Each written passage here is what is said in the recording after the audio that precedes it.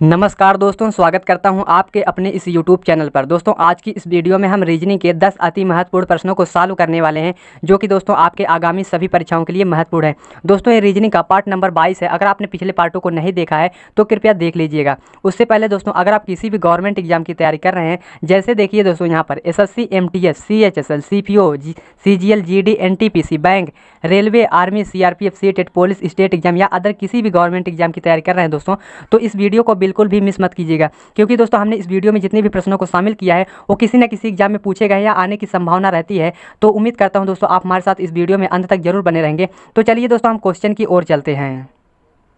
दोस्तों आज का हमारा पहला प्रश्न है। यहाँ पर देखेंगे दोस्तों पहले प्रश्न को ध्यान से, उसके बाद क्वेश्चन को सॉल्व करेंगे। देखेंगे दोस्तों प्रश्न में क्या दिया गया है। यहाँ पर दोस्तों दिया गया है, यदि यहाँ पर देखेंगे 246 बराबर 8 लिखा है, उसके बाद देखेंगे तो यहाँ पर जो है 624 बराबर 0 लिख दिया है। उसके बाद देखेंगे तो यहाँ पर 327 बराबर 6 लिखा है। तो यहाँ पर हमें ये बताना है कि 423 बराबर क्या लिखा जाएगा और इस क्वेश्चन मार्क की वैल्यू क्या होगी। तो यहाँ पर देखेंगे सॉल्व कैसे करेंगे। अगर दोस्तों यहाँ पर आप क्वेश्चन को ध्यान से देखेंगे तभी जाकर के आप क्वेश्चन को सॉल्व कर पाएंगे। तो यहाँ पर देखेंगे क्या लॉजिक लग रहा है दोस्तों। अगर आप देखेंगे 246 को क्या करें कि यहाँ पर जो है दोस्तों इन तीनों अंकों को हम आपस में क्या करें कि यहाँ पर 8 हो जाए। अब देखेंगे तो 8 लाने के लिए हम क्या करेंगे दोस्तों, यहाँ पर क्या करेंगे, पहले हम क्या करेंगे 2 को छोड़ देंगे। उसके बाद देखेंगे तो यहाँ पर 4 और 6 को आपस में हम प्लस कर लेते हैं। तो 4 और 6 को आपस में प्लस करेंगे तो कितना हो जाएगा, 6 4 10 हो जाएगा। और यहाँ पर दोस्तों देखेंगे 2 जो बच रहा है इसको हम क्या करेंगे, इसमें से माइनस कर देंगे।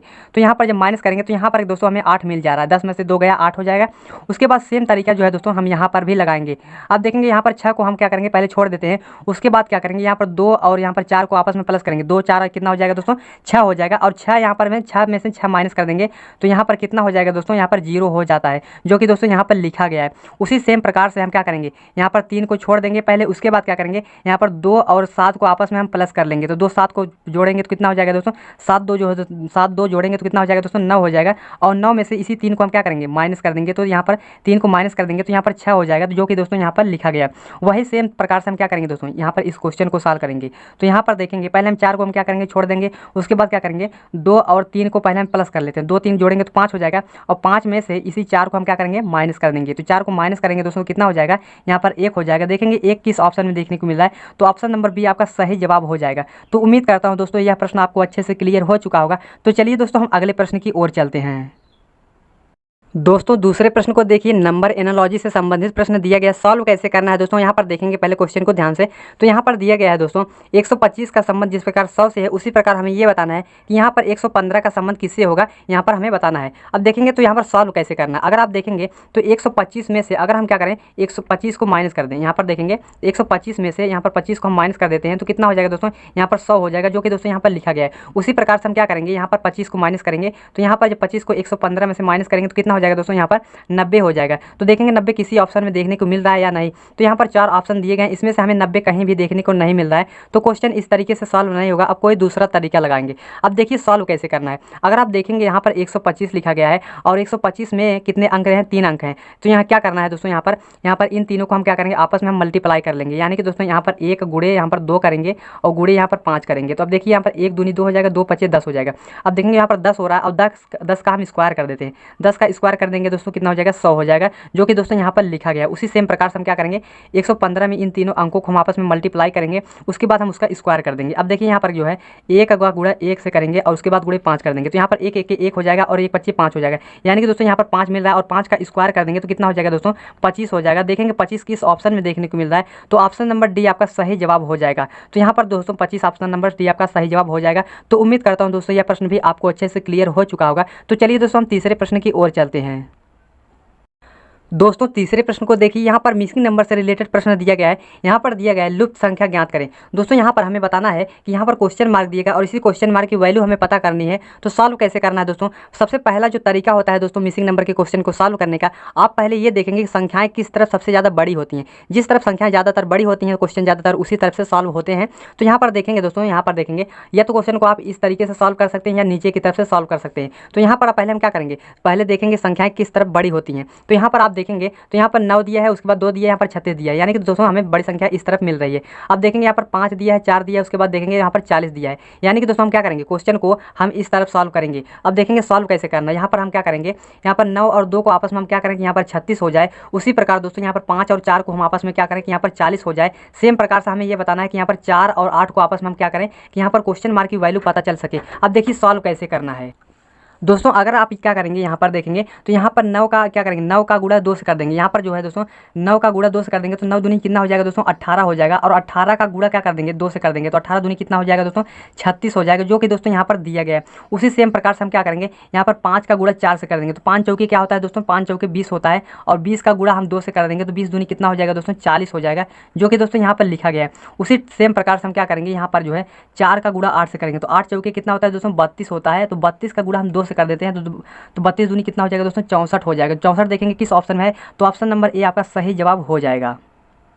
दोस्तों चौथे प्रश्न को देखिए। यहाँ पर चौथा प्रश्न नंबर सीरीज से संबंधित प्रश्न दिया गया है। यहाँ पर सॉल्व कैसे करना है, पहले आप ध्यान से सीरीज को देखिए। तो यहाँ पर दिया गया है दोस्तों, यहाँ पर 12 से 20 हुआ है, फिर उसके बाद यहाँ पर 16 हो गया, उसके बाद 24 हुआ है, उसके बाद देखेंगे 20 हुआ है, उसके बाद फिर 28 हुआ है, उसके बाद यहाँ पर क्वेश्चन मार्क, और इसी क्वेश्चन मार्क की वैल्यू हमें पता करनी है। अब देखिए सॉल्व कैसे करना है। यहाँ पर आप पहले देखेंगे डिफरेंस यानी कि अंतर देखेंगे। तो यहाँ पर देखेंगे 12 से क्या हो गया दोस्तों, यहाँ पर 20 हो गया, यानी कि दोस्तों कितना प्लस हुआ, 12 8 20 होता है, यानी कि प्लस 8 कर दिया है। उसके बाद देखेंगे 20 से क्या हो गया, 16 हो गया, यानी कि दोस्तों यहाँ पर -4 कर दिया है। अब उसके बाद देखेंगे 16 से 24 हो गया, यहाँ पर क्या किया है, प्लस 8 कर दिया है। उसके बाद देखेंगे तो यहाँ पर 24 से क्या हो गया दोस्तों, 20 हो गया है, यानी कि दोस्तों यहाँ पर फिर -4 कर दिया है। उसके बाद देखेंगे तो यहाँ पर 20 से 28 हो गया, तो 20 8 28, यानी कि दोस्तों यहाँ पर प्लस 8 कर दिया है। अब देखिए दोस्तों यहाँ पर हमें बताना है कि क्वेश्चन मार्क की वैल्यू क्या होगी। अगर आप देखेंगे दोस्तों यहाँ पर देखेंगे तो यहाँ पर क्या कर रहा है, कौन सा सीरीज चल रहा है, पहले प्लस 8 किया, उसके बाद -4 किया, फिर प्लस 8 किया, फिर -4 किया, फिर प्लस 8 किया, उसके बाद अब हम क्या करेंगे, -4 करेंगे। तो यानी कि दोस्तों यहाँ पर -4 करेंगे, तो यानी कि दोस्तों 28 में से -4 करेंगे तो कितना हो जाएगा दोस्तों, 24 हो जाएगा। तो 24 यहाँ पर भरा जाएगा, यानी कि दोस्तों यहाँ पर क्वेश्चन मार्क की जो वैल्यू है वो 24 है। तो देखेंगे 24 किस ऑप्शन में है, तो ऑप्शन नंबर ए आपका सही जवाब हो जाएगा। तो उम्मीद करता हूँ दोस्तों यह प्रश्न आपको अच्छे से क्लियर हो चुका होगा। तो चलिए दोस्तों हम पांचवें प्रश्न की ओर चलते हैं। दोस्तों पांचवें प्रश्न को देखिए। यहाँ पर पांचवें प्रश्न को आपको कैसे सॉल्व करना है। यहाँ पर देखिए दोस्तों, निम्नलिखित प्लस में दिए हुए विकल्पों में से प्रश्न चिन्ह के स्थान पर आने वाली संख्या को चुनिए। दोस्तों देखेंगे प्रश्नवाचक कहाँ पर है, तो यहाँ पर देखेंगे प्रश्नवाचक दिया गया है और इसी प्रश्नवाचक की वैल्यू हमें पता करनी है। तो सॉल्व कैसे करना है दोस्तों, तो यहाँ पर देखेंगे दोस्तों, यहाँ पर इन चारों संख्याओं को हम आपस में क्या करें कि यहाँ पर 56 हो जाए। उसी प्रकार दोस्तों इन चारों संख्याओं को हम आपस में क्या करें कि यहाँ पर 90 हो जाए।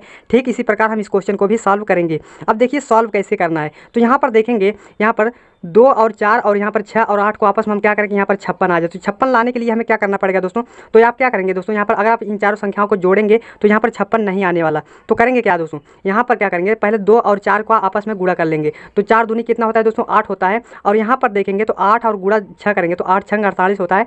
तो 48 में प्लस 8 कर दीजिए, तो 48 प्लस 8 करेंगे तो यहाँ पर 56 हो जाएगा, जो कि दोस्तों यहाँ पर लिखा गया है। तो हमने दोस्तों क्या किया कि यहाँ पर जो है दोस्तों ऊपर की दोनों संख्याओं को आपस में गुणा किया और नीचे की दोनों संख्याओं का आपस में गुणा किया और उनको हम प्लस कर देते हैं। तो यहाँ पर ठीक उसी प्रकार हम करेंगे। यहाँ पर देखेंगे तो यहाँ पर 3 का गुणा 6 में करेंगे तो 3 6 18 होता है। तो यहाँ पर 18 लिख लेते हैं। और यहाँ पर देखेंगे, यहाँ पर 8 का गुणा 9 में करेंगे तो 8 9 72 होता है। तो 72 प्लस 8 18 करेंगे तो कितना हो जाएगा दोस्तों, यहाँ पर इनको जोड़ेंगे तो हमें कितना प्राप्त होगा, यहाँ पर 90 हो जाएगा। यहाँ पर 90 हो जाएगा, जो कि दोस्तों यहाँ पर 90 लिखा गया है। ठीक इसी प्रकार क्या करेंगे दोस्तों, यहाँ पर भी करेंगे। अब देखिए यहाँ पर जो है 4 का गुणा 12 में करेंगे, यानी कि 12 चौके क्या होता है दोस्तों, 48 होता है। तो 48 यहाँ पर लिख लेते हैं। उसके बाद देखेंगे तो यहाँ पर जो है दोस्तों 16 का गुणा 2 में करेंगे तो 16 दूनी कितना होता है, 32 होता है। तो 32 को क्या करेंगे, हम इसमें प्लस कर देते हैं। अब देखिए सॉल्व कैसे करें। यहाँ पर देखेंगे इनको प्लस कर लेते हैं तो यहाँ पर 8 2 कितना हो जाएगा दोस्तों, 10 हो जाएगा। और यहाँ पर जो है 4 3 7 होता है, 7 और 1 हासिल 8 हो, यानी कि दोस्तों 80 हो जाएगा। तो देखेंगे 80 किस ऑप्शन में देखने को मिल रहा है, तो 80 ऑप्शन नंबर सी आपका सही जवाब हो जाएगा। तो चलिए दोस्तों हम अगले प्रश्न की ओर चलते हैं। सॉल्व कैसे करना है। यहाँ पर देखेंगे तो क्या दिया गया है, यहाँ पर FAM यानी कि दोस्तों यहाँ पर FAM का संबंध जिस प्रकार HBO से है, उसी प्रकार हमें ये बताना है कि यहाँ पर LMP का संबंध किससे होगा। यहाँ पर क्वेश्चन मार्क जो है कौन से अक्षर आएंगे। तो यहाँ पर सॉल्व कैसे करना है। अगर आप देखेंगे दोस्तों तो यहाँ पर जो है दोस्तों F से दोस्तों यहाँ पर H हो गया है, यानी कि दोस्तों अगर आप देखेंगे जो है ABCD के क्रमानुसार में F जो है दोस्तों ये 6 नंबर पर आता है और H जो होता है दोस्तों ये 8 नंबर पर आता है, यानी कि दोस्तों क्या किया है, +2 कर दिया है। तो उसके बाद देखेंगे तो यहाँ पर A दिया है, A के बाद क्या आता है दोस्तों B आता है, तो B दे दिया है, यानी कि दोस्तों यहाँ पर +1 कर दिया है। अब देखेंगे तो यहाँ पर यम दिया है, यम जो है दोस्तों ABCD के क्रमानुसार में 13 नंबर पे आता है, और यहाँ पर ओ दिया है तो ओ 15वें नंबर पे आता है। यानी कि दोस्तों यहाँ पर क्या किया है, +2 कर दिया है। यानी कि दोस्तों अब आप देखेंगे तो यहाँ पर क्या कर रहा है, पहले +2 किया, उसके बाद +1 किया, फिर उसके बाद फिर +2 किया। तो यही सेम तरीका जो है दोस्तों हम इसमें भी लगाएंगे। अब देखेंगे सॉल्व कैसे करना है। तो यहाँ पर देखेंगे तो यल जो है दोस्तों 12वें नंबर पे आता है ABCD के क्रमानुसार में, तो 12 नंबर पे यल आता है, तो यल में +2 करेंगे तो 12 2 14 हो जाएगा। 14वें नंबर पर कौन सा अक्षर आता है, यन आता है, तो यहाँ पर यन लिख लेते हैं।